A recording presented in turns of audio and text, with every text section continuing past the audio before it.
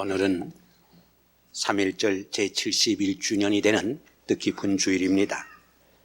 역사의 교훈을 기억하고 배우는 백성은 결코 망하지 않습니다.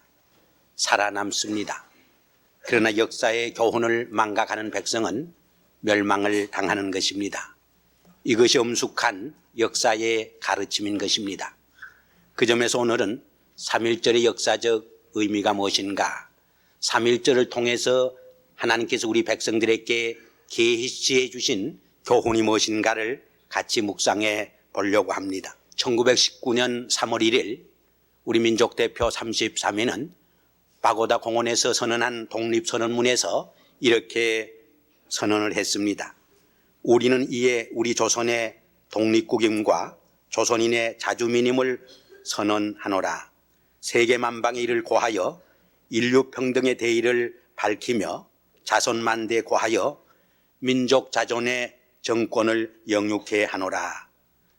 이것은 참으로 우리 결의에 자유와 독립을 쟁취하기 위한 민족적 자각과 결의를 세계만방에 천명한 웅장한 양심선언이었고 진리의 외침이었다고 생각합니다. 그러나 그동안 이 3.1절 행사가 우리 민족의 삶 속에서 등한시되고 도회시된 것을 우리가 느껴봅니다. 일정 시대에는 일제여갑 때문에 3.1절을 제대로 못 지켰고, 해방 이후에는 남북이 분열되어서 싸우느라고 3.1절을 제대로 못 지켰습니다. 6.25 전쟁 속에서는 전쟁에 시달리고 쫓기다 보니까 3.1절을 우리가 기억하지 못하게 된 것입니다. 그리고 그 이후에는 이 3.1절 운동이 건 반세기를 넘다 보니까 우리의 내리 속에서 희미하게 사라져가는 것을 우리가 느끼고 경험을 합니다. 한편 해방 이후에 한국 정계와 사회를 지도한 인물들이 결국 일본에서 배운 일본 사람들 밑에서 교육을 받은 분들이었습니다. 그러므로 그들은 의식적으로 혹은 무의식적으로 3.1 정신이나 3.1 운동을 회피한 점도 없지 않아 있는 것을 우리는 솔직히 인정해야 할 것입니다. 그러나 만일 3.1 운동이 없었다면 한국의 독립이 필요하다는 국제적 인식이 이루어질 수 없었을 것이고, 따라서 해방 이후에 한국의 독립이 불가능했다고 하는 것을 생각해 볼 때 3.1절의 역사적 의미는 너무나 크다고 하는 것을 우리가 쉽게 깨달을 수 있습니다. 좀 더 구체적으로 그럼 3.1절의 역사적 의미가 무엇입니까? 첫째로 3.1절은 우리 민족의 생존권을 찾기 위한 투쟁이요 항거였다고 말할 수 있습니다. 우리 인간에게 있어서 가장 기본적인 권리가 생존권입니다. 이것이 하나님께서 우리에게 주신 가장 중요하고도 기본적인 권리가 되는 것입니다. 그러므로 아무리 교양이 있고 예의가 바르고 혹은 연약한 백성이라고 할지라도 이 생존권이 위협을 받을 적에 가만히 있지 않게 되는 것입니다. 골기하고 일어서게 되는 법입니다. 짐승들도 먹는 것을 방해하고 먹는 것을 빼앗으면 물려고 달라드는 것입니다. 하물며 우리 인간에게 생존권을 박탈할 적에 아무리 선량한 백성도 가만히 있을 수 없는 것입니다. 일본은 한국을 보호해주고 돌봐주겠다는 을사보호조약을 맺고 한일 합병을 했지만은 10여 년 동안 지나는 동안 한국 백성들은 그것이 기만이요 속임수에 불과하다고 하는 것을 깨닫기 시작했습니다. 그것은 허울 좋은 한국 백성들을 탈취하기 위한 하나의 수책에 불과하다고 하는 것을 발견하고 배우고 깨닫기 시작한 것입니다. 뿐만 아니라 하루하루의 삶 속에서 숨 쉴 수 없고 질식할 만큼 생존권의 위협을 당하기 시작한 것입니다. 그 대표적인 예를 한 3가지 들 수 있습니다. 하나는 총독부가 경찰과 헌병제도를 통해서 아주 철두철미하게 한국 백성들을 감시하기 시작한 것입니다. 두 번째로는 동양척식회사를 세워가지고 한국인의 피를 뽑아서 일본 사람들을 살찌게 하는 정책을 감행한 일입니다. 세 번째로는 합병 전부터 시작해서 독립운동이 일어나던 그 전에 1918년까지에서 완성된 토지 조사 사업을 들 수 있습니다.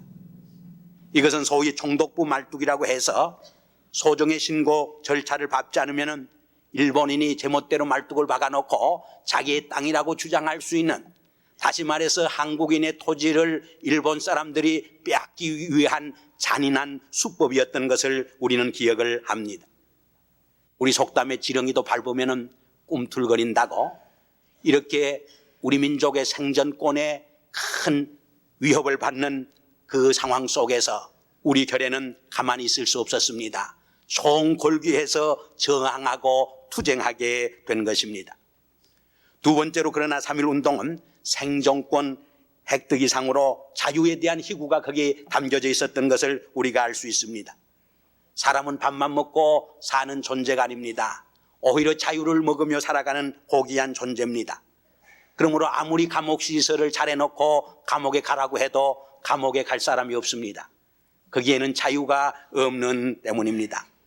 사람의 목숨이란 참 질긴 것입니다. 아무리 쥐어짜고 못살게 굴어도 그렇게 쉽게 죽지 않는 것이 인간의 목숨입니다. 일본이 그렇게 못살게 굴어도 그저 목숨만 부지하려고 했다고 하면은 그럭저럭 살아갈 수도 있었을 것입니다. 인류 역사 속에는 긴 노예 사회가 있었고, 그 노예 사회는 어떤 의미에서 도리어 안전한 사회였던 것을 우리는 또한 알 수 있습니다. 이 점에서 만일 일본의 노예로 그냥 살려고 했다고 하면은 3.1 운동과 같은 것은 우리 민족사에서 일어나지 않았을 것입니다. 이렇게 생각해 볼 적에 3.1 운동은 독립선언서에서 5등은 자유님을 선언하노라 천명했듯이 더 이상 노예로서 살아갈 수 없다고 하는 우리 민족의 의지가 행동으로 표현된 운동이었다고 말하지 않을 수 없는 것입니다. 인간이 인간다운 점은 바로 이 자유에 있습니다. 성경에 보면 하나님께서 인간을 창조할 적에 하나님의 형상을 따라 창조하셨다고 했습니다. 하나님의 형상대로 지었다고 하는 그 특성의 하나가 바로 인간은 자유를 지닌 창조적 존재라고 하는 데 있는 것입니다. 그러나 인류 역사는 또한 자유를 지키고 자유를 수호하고 자유를 즐기기 위해서는 얼마나 비싼 대가를 지불해야 한다고 하는 것을 또한 우리에게 가르쳐주고 있습니다. 그래서 자유라고 하는 나무는 피를 먹으며 성장했다고 하는 말이 있습니다. 미국의 인권 지도자였던 마틴 루터 킹의 이야기 중에 보면 이런 이야기가 나옵니다. 몽고메리 버스 보이콧 사건이 한참 절정에 달했을 적에 어느 새벽에 전화가 걸려왔습니다. 중요한 전화인 줄 알고 받았더니, 들어라 이 껌둥이야, 너희 모든 것을 다 빼앗아 버리겠다. 이 주일이 가기 전에 내가 몽고메리에 온 것을 후회하게 만들겠다고 온갖 입에 담지 못할 욕설을 퍼붓고 위협하고 공갈하고 협박을 했습니다. 그 전화를 받고 가슴이 두근거렸습니다. 치욕에 떨었습니다. 분노에 떨었습니다. 그러면서도 공포와 두려움이 그를 사로잡은 것입니다. 더 이상 잠을 계속해서 이룰 수가 없었습니다. 침대에서 일어나서 자기 서재와 방안을 몇 바퀴 돌면서 착잡한 생각에 잠겼습니다. 그는 이 어려운 문제를 가지고 하나님 앞에 무릎을 꿇고 눈물로서 기도를 드릴 수밖에 없었던 것입니다. 하나님 앞에 메어 달려서 자기의 심정을 토로하면서 오늘 그가 처한 상황 속에서 어떻게 해야 하는 것이 하나님의 뜻인가를 간곡히 기도할 적에 하나님께서는 성령을 통해서 그에게 음성을 들려주었습니다. 의를 옹호하라, 진리를 위해 싸워라, 하나님께서 영원히 내 편에 서 계시리라고 하는 음성이었습니다. 그때 그의 마음속에 평안이 찾아왔습니다. 안정이 찾아왔습니다. 평정이 깃들었습니다. 마음의 기쁨이 용서섬쳤습니다. 두려움이 사라졌습니다. 용감하게 그는 흑인들의 자유와 인권을 위해서 투쟁하게 된 것입니다. 물론 3일 후에 자기의 집이 폭파당했습니다. 그는 감옥에 끌려가 감옥살이를 했습니다. 마침내 백인의 총탄에 맞아 그의 고귀한 생명을 쏟아 바쳤습니다.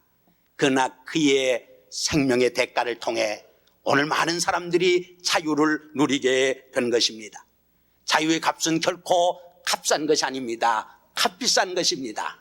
그러나 누군가가 자유를 위해서 목숨을 버리고 생명을 쏟아 바쳤기 때문에 우리는 오늘날 자유를 누리고 살아가게 되는 것입니다. 세 번째로 3.1 운동은 특별히 소수 어떤 지식인의 운동이 아니라 온 결의의 민중운동이었다고 하는데 더 큰 뜻이 있습니다. 우리 한국 근대사를 가만히 살펴보면 아주 대표적인 두 개의 민중운동이 있는 것을 엿볼 수 있습니다. 그 하나가 동학운동이었습니다. 다른 하나는 3.1운동이었습니다. 이 두 개를 비교해 볼 적에 3.1운동이 더 거적적인 민중운동으로서 발전한 것을 우리가 엿볼 수 있는 것입니다. 지금까지에는 3.1운동에서 인밀 중심의 개인의 인격과 사상을 연구하는 흐름이 짙었습니다.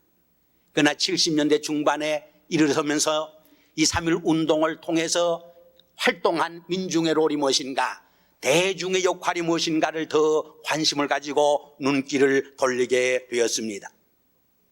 객관적으로 봐도 3.1운동 때 피살자가 7,900명쯤 되는데 대부분이 상인과 농민들이었습니다. 재판을 통해서 형이 확정된 사람이 8,521명인데 그중에 6활 이상이 농민이었던 것을 봅니다. 3.1운동 당시에 우리 한국의 행정구가 군이 218개 있었습니다. 3.1운동에 동참한 군이 210개 군입니다. 8개 군을 빼놓고는 모든 군이 3.1운동에 참여했다고 하는 것입니다. 그리고 그 당시는 2천만도 못 되는 백성들이 살고 있었습니다. 그중에 200만이 넘는 우리 한국 백성들이 이 3.1운동에 참여한 것을 역사는 우리에게 말해 줍니다. 그리고 16만 이상이 부상을 당하고 체포되고 투옥된 것을 우리는 엿볼 수 있습니다. 이것은 소수 어떤 지성인들의 움직임이 아니라 온 결의적인 민중운동이었다고 하는데 참으로 큰 의미가 있는 것입니다.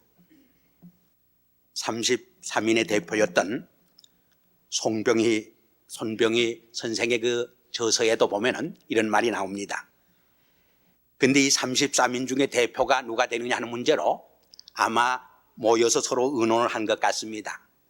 그때 남강 이승훈 선생님이 어디를 갔다가 들어오고 보니까 그 문제로 상당히 심각히 논의를 벌립니다. 그때 이 이승훈 선생은 얼른 33명 중에 14명이나 우리 크리스찬들이 있는데도 오히려 천도교인 손병희 선생을 추천해서 민족의 대표가 되게 한 것입니다. 내 이름이 먼저 들어가야 하느냐, 내가 대표가 되어야 하느냐 하는 그 째째한 다툼을 하지 아니하고 오히려 상대방에게 양보할 수 있는 우리 선열들의 너그러움과 간대와 사랑의 정신을 거기에서 배울 수 있는 것입니다. 근데 이 손병희 선생의 저서에 보면은 만세 부르고 앞장서는 데는 좀 무식해도 씩씩한 사람이 좋아하는 말이 나옵니다. 이 말은 만세를 부르는데 무식해도 된다고 하는 말은 아닙니다. 지식인들이 참여할까 말까 몸을 움츠리는 그 생리를 여기에서 지적하고 있는 것입니다. 한 걸음 더 나아가서는 3.1운동의 주체 세력이 지식인들이 아니라 오히려 민중들이었고 서민들이었고 대중들이었다고 하는 것을 우리에게 암시해 주는 것입니다. 네 번째로 3.1운동의 또 다른 역사적 의의는 그것이 아시아의 민족주의 운동에 지대한 영향을 미쳐 주었다고 하는 점입니다. 이 3.1운동과 비슷하게 중국에서는 오사운동이 일어났습니다.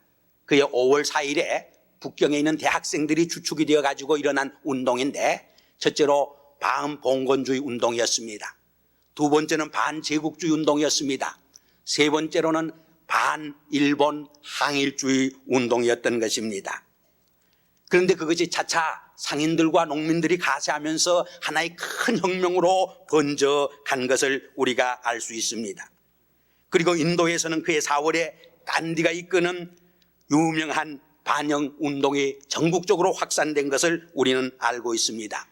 이것을 샤타그라 운동이라고 우리는 부르고 있습니다. 그런데 최근에 어떤 학자의 연구에 의하면 중국의 오사운동이 한국의 3.1운동에 큰 영향을 받은 것으로 나타나고 있습니다. 그때 발간된 신문들에 보면은 저 조선 사람들의 3.1운동을 보라 이런 말이 자주 나오고 있는 것을 볼 수 있습니다. 또 오사운동 전날에 벌린 천안문 대회의 선언문 중에서 분명히 조선민족을 따르라고 하는 글귀가 나오고 있다고 하는 것입니다. 그리고 간디의 샤타그라 운동이 한국의 3.1운동에 영향을 받았는지는 우리가 알 길이 없습니다. 그러나 1930년대에 네루가 옥에 갇혔을 적에 자기를 찾아온 자기 딸에게 써보낸 그 편지에 보면은 이런 글이 나오고 있습니다. 내 나이 또래의 조선 소녀들은 독립을 위해 피를 흘리며 저렇게 싸우는데 너는 그렇게 할 수가 있느냐, 이렇게 반문을 하고 있습니다.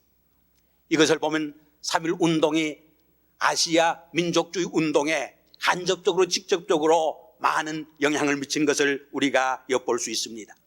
마치 출애굽 사건이 오고 오는 세대 속에서 자유의 원동력이 되고 원천이 되었듯이 우리의 3.1 운동도 많은 제3세계의 자유와 독립의 운동의 원동력이 되고 힘이 되고 원천이 되고 있고 하나의 샘플이 되고 하나의 견본이 되고 있는 것을 우리가 알 수 있는 것입니다. 다섯째로, 그러면서도 3.1 운동에서 보여준 또 하나의 위대한 정신은 민족적 단결과 총화의 정신입니다. 우리 한국 사람들은 단결하지 못하고 하나로 되지 못하며 분열하고 싸우는 백성이라고 하는 말을 다른 사람들도 많이 하고 우리들 스스로도 자주 합니다. 그래서 우리 한국 사람은 둘이 모이면은 파가 세 개가 된다. 내 파 하나, 내 파 하나, 합해서 파 하나. 또 한참 우리 한국 사회에서 기독교 장로교회와 예수교 장로교회가 싸울 적에 어떤 외국인은 그렇게 말을 했습니다. 한국에 갔더니 그리스도와 예수가 싸우고 있더라. 우리 민족 사이에서 단합하지 못한 아쉬움이 없지 않아 있습니다. 그러나 어떤 의미에서는 일본 사람들이 한국 백성들을 하나로 뭉치지 못하게 하도록 하기 위해서, 열등의식을 심어주기 위해서 한국 백성들은 하나로 뭉치지 못하는 열등 백성이라고 하는 것을 심어주고 교육하고 이간 정책을 쓴 면도 없지 않아 있습니다. 이러한 식민지 사관을 영향을 받아서 우리 스스로 자기를 격하하는 학대하는 면이 우리에게 없지 않아 있는 것입니다. 그러나 3.1 운동에서는 이러한 외국인의 조성과 혹은 우리의 자학을 뛰어넘어서 지식이 없는 사람이나 혹은 젊은이나 노인이나 남자나 여자나 상인이나 농민이나 지방을 초월해서 온 국민이 결해가 백성이 하나로 단결하고 뭉쳤던 것을 우리에게 보여줍니다. 이것은 우리 민족의 위대한 가능성을 우리에게 설명해 주는 것이라고 말하지 않을 수 없는 것입니다. 마지막으로 하나 더 든다면 이 3.1 운동은 비폭력적 항거요 저항 운동이었다는데 큰 의미가 있습니다. 이것은 인도의 간디의 비폭력주의보다 앞선, 마틴 루터 킹의 비폭력주의보다 훨씬 앞선 우리 백성들이 창안한 독창해낸 아름다운 하나의 저항 운동이었다고 말하지 않을 수 없습니다. 예수 그리스도의 복음에 근거한 사랑의 무저항 운동이었던 것을 우리에게 보여주는 것입니다. 그럼 이제 마지막으로 3.1절과 기독교의 관계가 무엇인가를 우리는 반문해 봐야 할 줄 압니다. 우리는 두 가지 면에서 기독교의 역할을 설명해 볼 수 있습니다. 하나는 조직이라고 하는 면에서 기독교는 3.1 운동에 지대한 역할을 했습니다.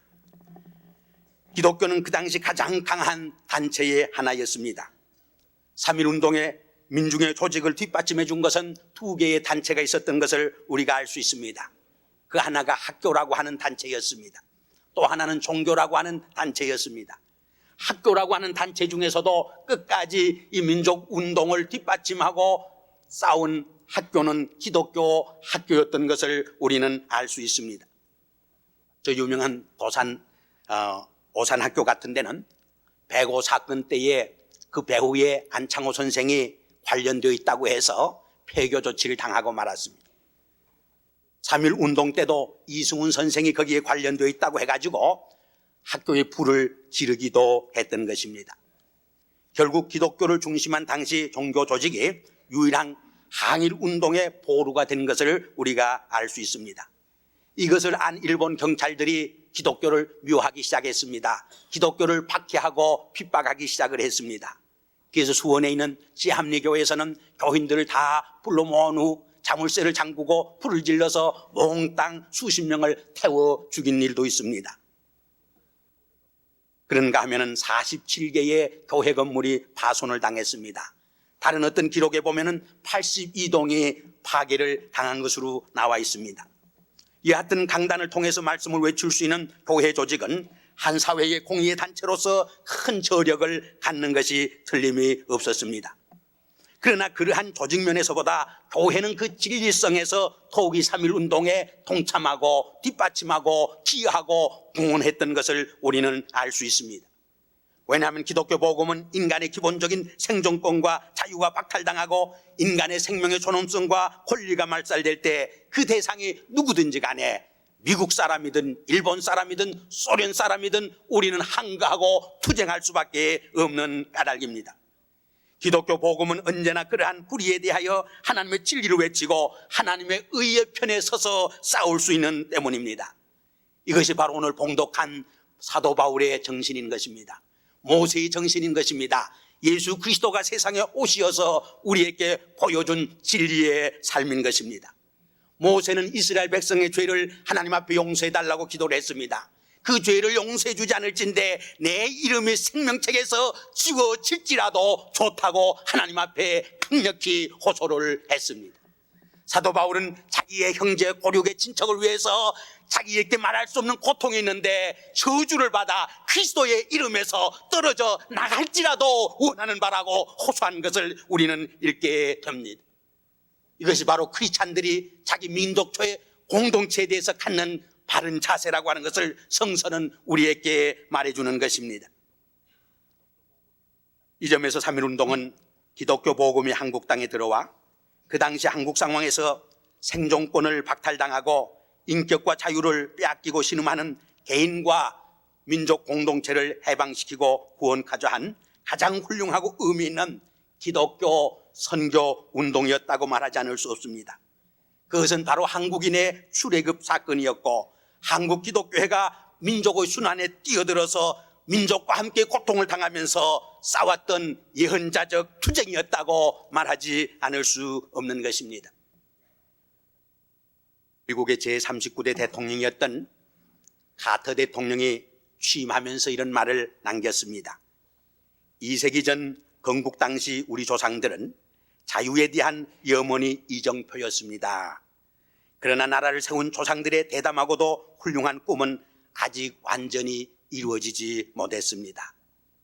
마찬가지로 우리 선열들의 시작한 3.1운동의 꿈과 가제는 아직도 우리 민족사에서 완전히 이루어지지 못했다고 생각을 합니다.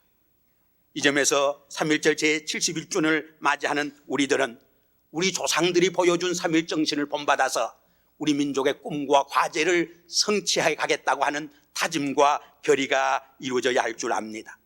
그 꿈과 과제는 무엇보다도 우리 민족이 잘 사는 민주화 사회를 건설하고 민족의 수건인 남북 통일을 이루는 과업이라고 생각됩니다.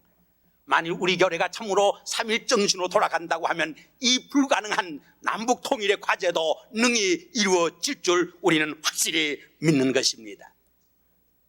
마지막으로 1929년 3.1절 제10주년 때 일본 동경에 있는 우리 한국인 유학생들에게 선물로 준 시성 타골의 시를 소개함으로 제 말씀을 끝내려고 합니다.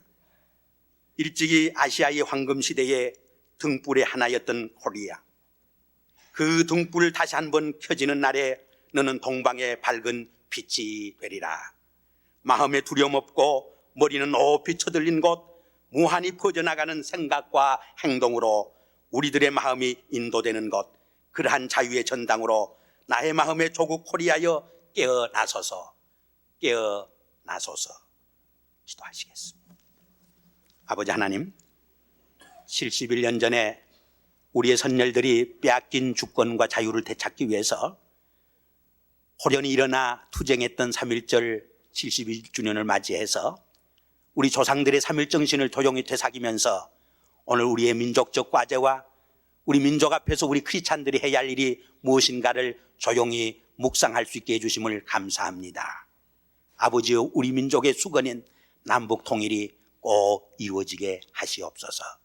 예수님의 이름으로 감사하며 기도하옵나이다.